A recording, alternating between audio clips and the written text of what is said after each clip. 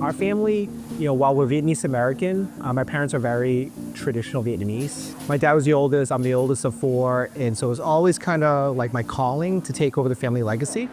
Tam Lee's family opened Pho Hoa in Dorchester in 1992. That's when I was 11 years old, so I grew up in the restaurant industry.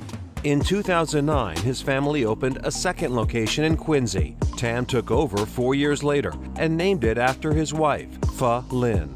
Now, he and his partner, Chef Peter Nguyen, are breathing new life into this corner spot once more, with a distinctive new menu and a new name, Lameline. Madeline is my daughter's name. So we rebranded it because we want to do something new and fresh for Vietnamese cuisine. I want to cook what I really like eating instead of having other people cook for me.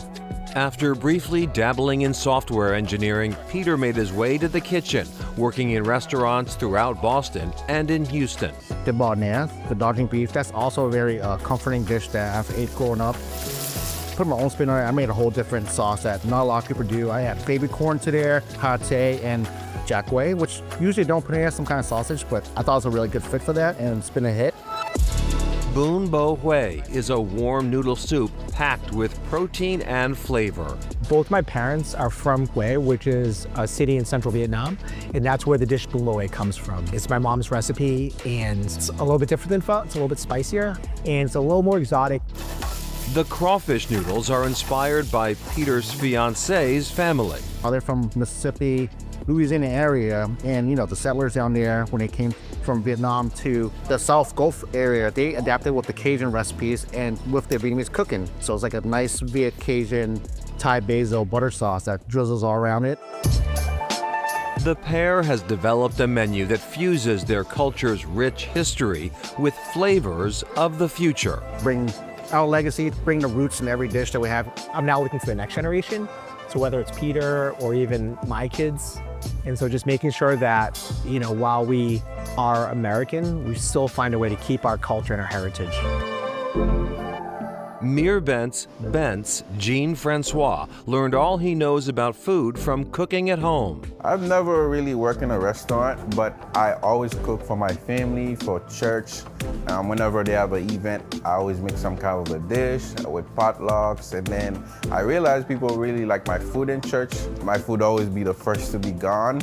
So I'm like, maybe I have something here. Maybe I have a talent. Born in Haiti, Bentz moved to the U.S. with his family when he was 14. We moved here for a better life. During the pandemic, Bentz, like many, found himself with a lot of time on his hands. I was just in the house making cooking video and posting it on Instagram and Snapchat using the cash line, "Did you eat yet?" And then it slowly picks up. My friends stopped calling me Bentz, they call me "Did you eat yet?"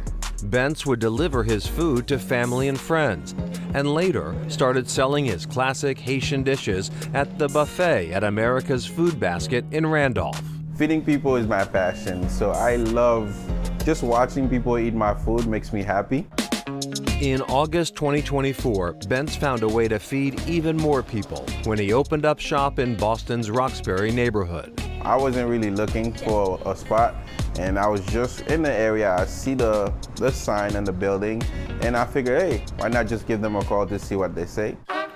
This space used to host a sandwich shop and convenience store, so Bentz kept the convenience and subbed in his food with an aroma that lures people in off the sidewalk. We have something called griot, which is a fried pork. We have the dijon, the black rice. It's made out of a mushroom that only goes in Haiti.